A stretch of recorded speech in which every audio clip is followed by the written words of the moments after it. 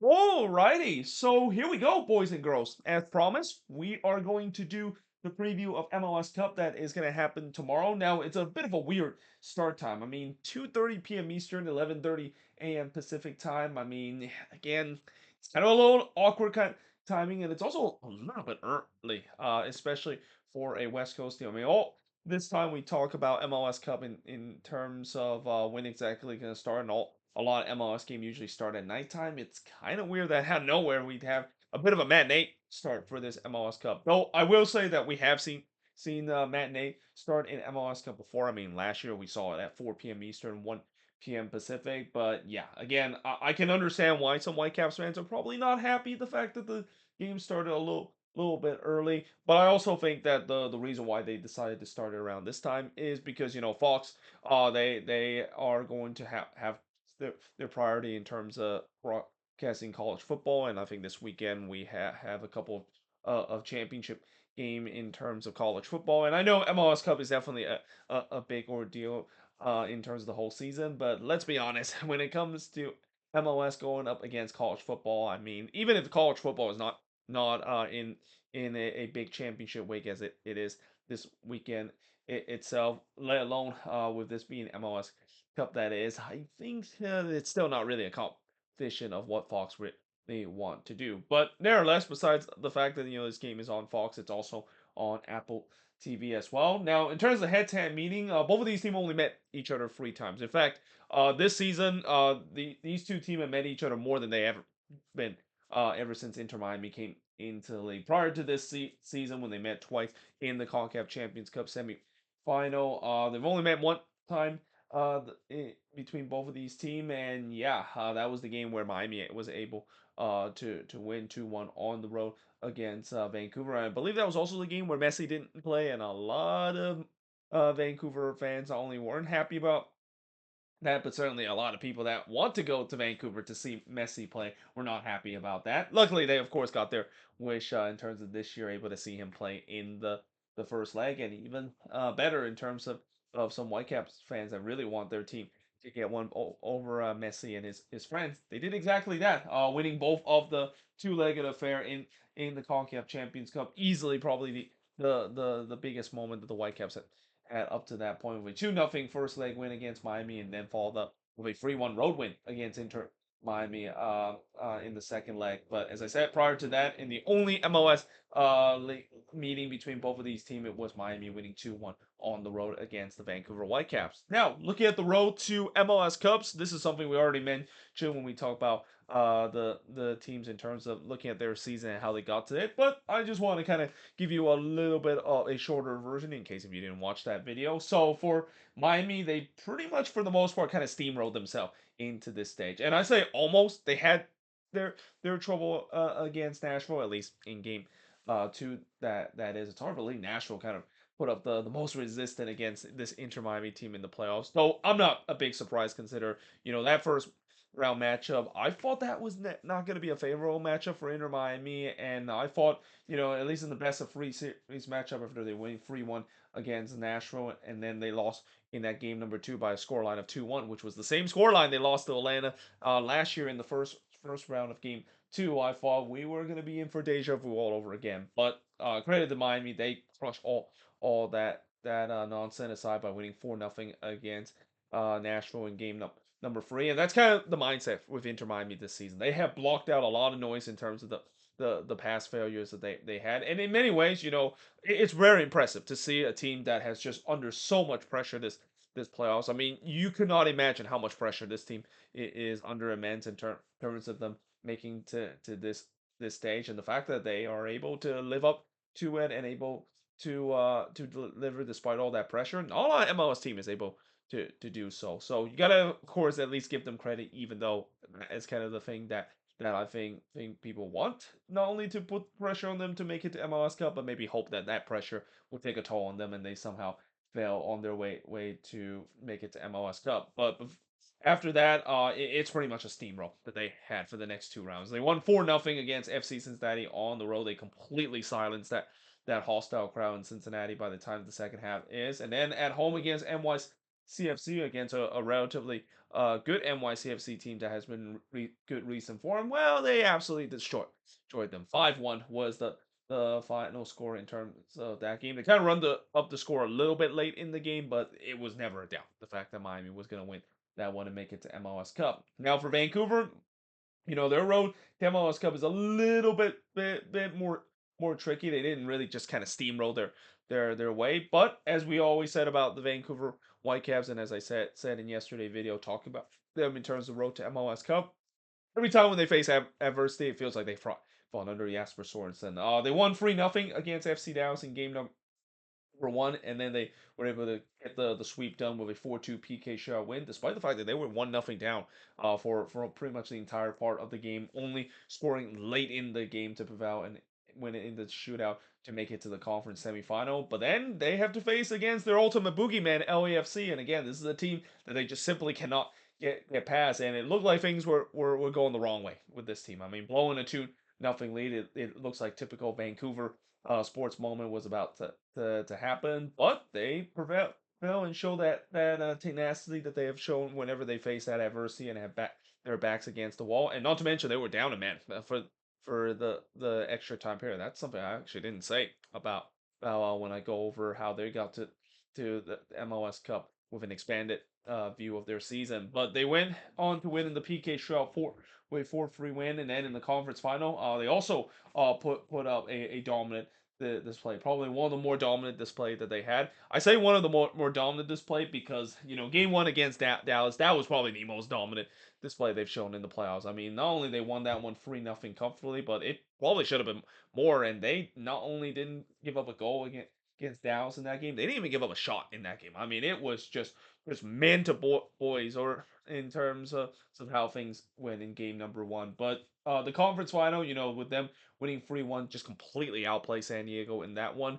I talk about Miami getting that blowout win against NYCFC. That was maybe expected with the way that I also said that game was either going to be NYCFC pulling a major upset or Miami somehow how blow their opposition away on their way to MLS Cup. I didn't think this was going to be the case between Vancouver and San Diego. I thought this was going to be more of a closely matchup, but instead, you got to give credit to Vancouver and Jasper Sorensen's side. They completely outcoached Mikey Vera side throughout this entire game and well they deserve to make it to MLS Cup. Now, looking at the top goal scorer for both of these teams, for Vancouver, unsurprisingly, it's Brian White with 16 goals, but people don't know that Thomas Muller is actually now tied second in the top goal scoring chart. I mean, he's not a guy that is known to always score a ton of goals, but so far he's definitely delivered with 7 goals, albeit some of them were from the penalty spot. Then you got Emmanuel Sabi with 7 goals. Mateus Laborda with 5 goals. It's very rare you see a defender being on that list, but he has been a great set piece player in terms of scoring. He's kind of like the Anthony Marcanic of the Vancouver Whitecaps, and I say that because Anthony Marcanic most famously always score on set pieces, and I think this is when it comes to set pieces in terms of this game, and when you look at all the matchup between set piece defense, attack, and even the midfield set pieces, I think Vancouver's going to have a huge advantage. Miami is a team that does struggle in terms of defending set pieces. While they have gotten a little bit better throughout the season, we saw in the last game against NYCFC how they kind of fell asleep defending set pieces, and yeah, Vancouver is going to definitely try to take advantage of it. And then Sebastian Berhalter rounds up the top five with 4 goals. For Miami, Lionel Messi has now got to 29 goals, followed by Talio Alande with 11 goals. Then you got Luis Suarez with 10 goals, Velasco Segovia with 8 goals, and then Jordi Alba rounds up the top five with 6 goals. Top assist leader, you got Sebastian Berhalter with 11 assists. He's been pretty much the keystone in terms of this Whitecaps midfield. I mean, he has just been an absolute engine and a guy that not only I think he is going to be with the U.S. in the World Cup, and I also wouldn't be surprised if Maurizio Pochettino might even think about starting him as well. He is that good this season for the Vancouver Whitecaps, and even show it with the national team as well. Then you got Ali Ahmed with 8 assists, Pedro Vite, which he's no longer on this team with 6 assists. JC Ngando with 6 assists, and then Jaden Nelson rounds out the top five with 6 assists. For Miami, you got Lionel Messi, leads the team with 19 assists, followed by Jordi Alba with 15 assists, Luis Suarez with 14 assists, Sergio Busquets with 9 assists, and Talasco Segovia rounds up the top 5 with 9 assists. So, talk about some big storylines in terms of this game itself, and unfortunately, normally I would jump straight in terms of talk about the tactical standpoint and the biggest storyline in terms of what this game really mean. But unfortunately, we kind of had to talk about this straight away because this is something that I actually forgot to mention in the News of the Week episode, and this is actually huge and at the same time kind of sad to see that could potentially happen. And that, of course, is the uncertainty of the Vancouver Whitecaps right now. Now, in terms of whether or not they're actually going to be staying in Vancouver, because we talked about this before. There was talk in terms of selling the team in the beginning of the season. That obviously hasn't materialized, and now there's an issue when it comes to the stadium itself. And it's also important to note that the reason why the Vancouver Whitecaps really want to build themselves their own soccer specific stadium is not just because of the fact that BC Place is not a soccer specific stadium, and in general that stadium not only is kind of a little outdated in terms of nowadays with the soccer specific stadium, but man, that turf is just absolutely god awful. It's one of the worst turf when you watch on TV. The turf quality is just ridiculously bad. But it's also the fact that the Whitecaps really want to build themselves a new stadium because they don't own BC Place. They're one of the few team in MLS that don't actually own their stadium, so they miss out on that match day revenue. And in fact, one of the other issue that the Whitecaps, of course, has is that they're one of the lowest earner when it comes to revenue. They're not pulling a lot of revenue, and that's kind of the main reason why MLS seeing this and say, well, if this team is not really earning the way that we want to do, and the fact that the ownership group is having that uncertainty of even selling the team, and right now there's really no bidder in terms of trying to get the team. And part of that is because I do think the amount that the ownership trying to sell this team is just way too high when it comes to the Canadian market. The Canadian market is not very good whatsoever right now, and it's no surprise that we don't have a lot of bit there in terms of it. And at all to that factor, well, now you have an uncertainty in terms of the future, and it sucks too because this team I think is going to be good for the next couple of years.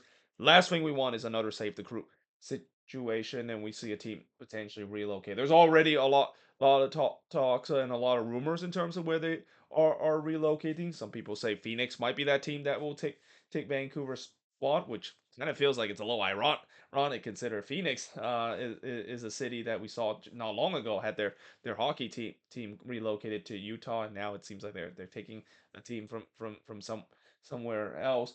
But it's also the fact that there's now rumors that Vancouver might even move to Sacramento as well, which again, for Sacramento and their vision of MLS, I think there is still that glimmer of hope that maybe Sacramento might get an MLS team, even with the way that they're fully committed to stay in the USL. But at the same time, yeah, I think if Sacramento was ever going to get an MLS team, this would really be a very, very bad way for them to finally get an MLS team. That is, and who knows if that this team is even going to be part of the Republic as well. I don't think that's going to be the case. Those two teams are two different teams. So you're going to have a situation where if they do decide to move this team to Sacramento, and the fact that it's not under the Republic ownership group, how awkward that would be with the way that you have Sacramento Republic, a team that was supposed to go to MLS, but they want no part of this ownership group, and now you have a different MLS team that isn't in part. That feels like it could get ugly relatively quick, similar to what we saw in the San Diego situation. But I think might be even worse. Consider Sacramento Republic is a very well supported team, one of the best supporter team in the lower leagues and in the USL Championship as well. But yeah, it sucks the fact that of course is going to happen. Now, some might say, well, will the fans maybe help to chip in terms of maybe they'll find a way to maybe chip into maybe be trying to fork in some of the money, or even let the city fork in some taxes to fund a new stadium and keep the team there. And this is something we've seen in other sports as well, where maybe some uh some owners are going to try to threaten the city in terms of moving, and then the city basically did their last effort in terms of trying to pour out public funds to build themselves a new stadium. However, I don't know if this is going to be the thing that the city of Vancouver want to this do. And again, most MLS stadium nowadays is privately funded, and I'm blessed say that that is the case because I've seen all these other sports league in terms of ML or NFL or MLB stadium that is not public funded, and it just kind of so blessed the fact that the owners of MLS at least have that sense that yeah, we're okay in terms of funding this new the new stadium completely and not ask for taxpayer money. Now, big part of that is because building MLS Stadium is definitely much cheaper compared to what we see with NFL Stadium and even MLB Stadium. That is, but yeah, again, really hoping that eventually the Whitecaps would stay there. You never like to see relocation. There's a reason why when Columbus was very close of relocating to Austin, and when Anthony Precourt tried to do every way to do so, there was a lot of backlash in terms of it. The save the crew moment was definitely huge and fortunate for Columbus. The crew was saved. There was a new ownership group that was found. Let's just hope this is going to be the same case for Vancouver as well. But either way, I know I spent a lot of time talking about this, but again, it's just something that is a big uncertainty that really kind of loom over the of what has just been an incredible season for this team, and it would really suck to see this team move to somewhere else, especially on verge of having the best season in franchise history and easily right now the best period that the Vancouver Whitecaps have ever had ever since entering the league in the early 2010s.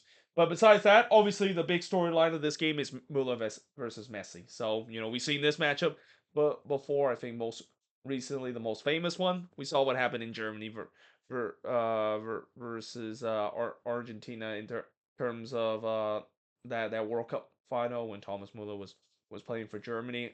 Messi was playing for Argentina. Germany won that World Cup final and eventually win it in extra time as well, even though Thomas Muller didn't actually score the winning goal. It was actually Mario Götze that scored the winning goal for Germany to win that World Cup against Argentina in Brazil. So yeah, that should be interesting to see. And let's also not forget about those Barcelona versus Bayern Munich kind of matchup where it's I think the most famous one is what we saw. I think back in was it 2013? That is, yeah, 2013 when Bayern basically smashed Barcelona by a combined aggregate score of 7-0. I mean, that was utter humiliation for Barcelona. That was a prime Barcelona team against a Bayern team that also is prime as well. I mean, that was a team that are fresh off of a humiliating loss themselves at home to Chelsea in the Champions League final. So that was such a heavyweight matchup that it's hard to believe it would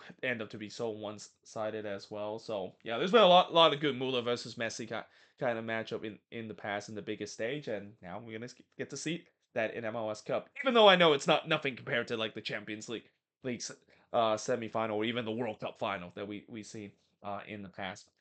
Speaking of rematches, so this is of course the rematch of the CONCACAF Champions Cup semifinal. Inter Miami would want to have revenge after what happened earlier this season. And again, I feel like compared to the earliest season to this matchup, different matchup. Both teams seems like they have different players, especially on Miami cases. For Vancouver, they mostly have around the same player, but I feel like Miami has really boosted their team, especially with the way that they in the summers they definitely spent some money to kind of booster their supporting cast, which was kind of a big issue with this team, and it's being paid then that make them a much more balanced team than what we've seen in the past. And then I know a lot of people have always phrased this as this being kind of like a David versus Goliath by match. Inter Miami, of course, is the Goliath of MLS. Vancouver might be seen as a David.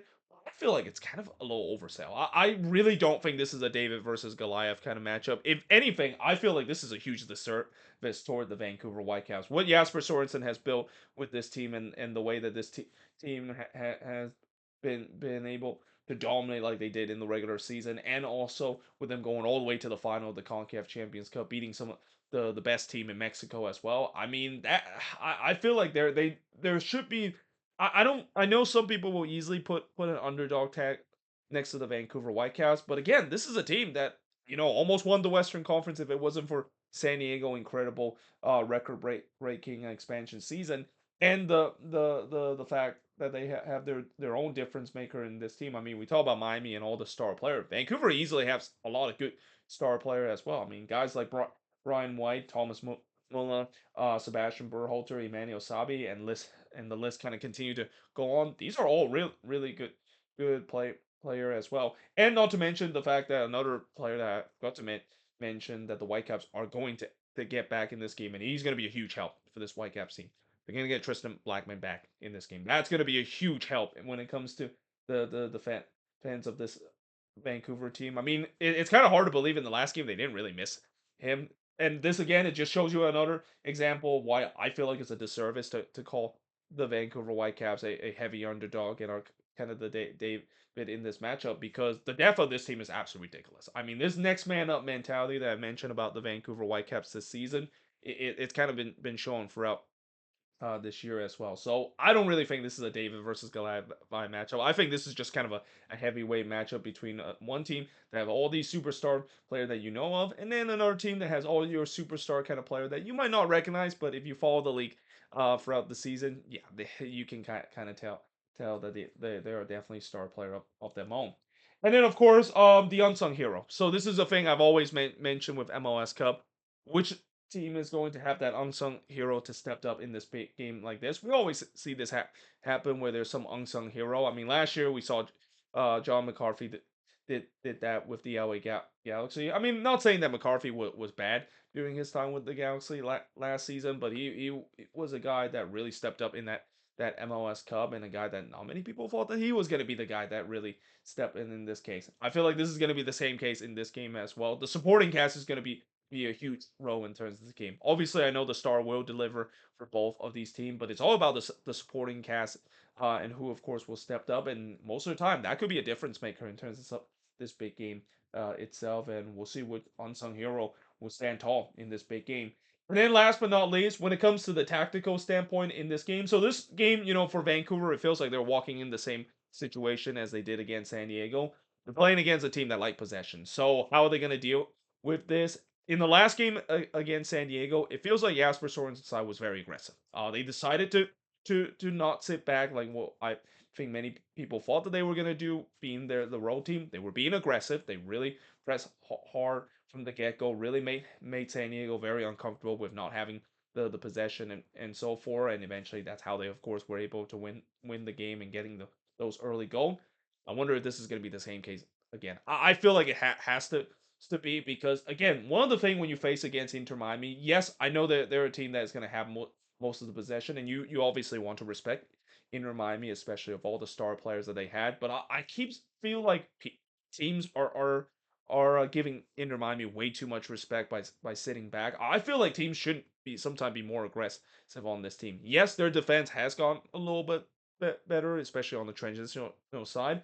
But this is a different story. I mean, the transitional attack of this Vancouver team is one of the best in the league. This is also a reason why I don't want to say that Vancouver is kind of a David in this David versus Goliath matchup, because when it comes to well-rounded team, Vancouver is among the best, if not the most well-rounded team. They're a team that can beat you in possession. They're a team that can definitely beat you on the transitional because of all the speedy player that they have on the wings. So I wouldn't be surprised if Jasper Sorensen's side is going to go be aggressive from the get-go. They're not going to give Miami some respect, and maybe kind of throw Miami off their game a little bit, have to defend, because we've seen before this season when you do go against Miami, even in the latter part of the season, even what we saw with Nashville, what they did in game number 2, and even in the first half of that decision day game, when you go at Inter Miami and you're able to not allow them to have the ball and let them chase the game, that's when you of course can have the success. Now, obviously, it's all about whether or not if you can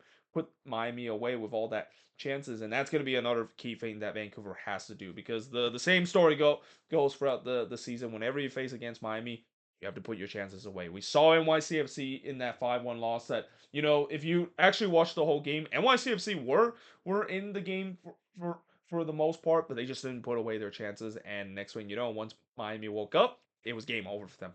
Vancouver is going to have to do that. They need to score goals. And when it comes to goals itself, I wouldn't be surprised this might be a high scoring game. I mean, I know MLS Cup is not known for high scoring affair, though I say that, but a couple of years ago we saw a free draw between LAFC and the Philadelphia Union. But I do think that when you look at how good both of this attack is, I would not be surprised we might see a lot of goals in this game, and I wouldn't be surprised that this might be right up there in terms of equaling that what we saw a couple of years ago between LAFC and the Philadelphia Union as probably the most entertaining MLS Cup game we have ever seen in this league history.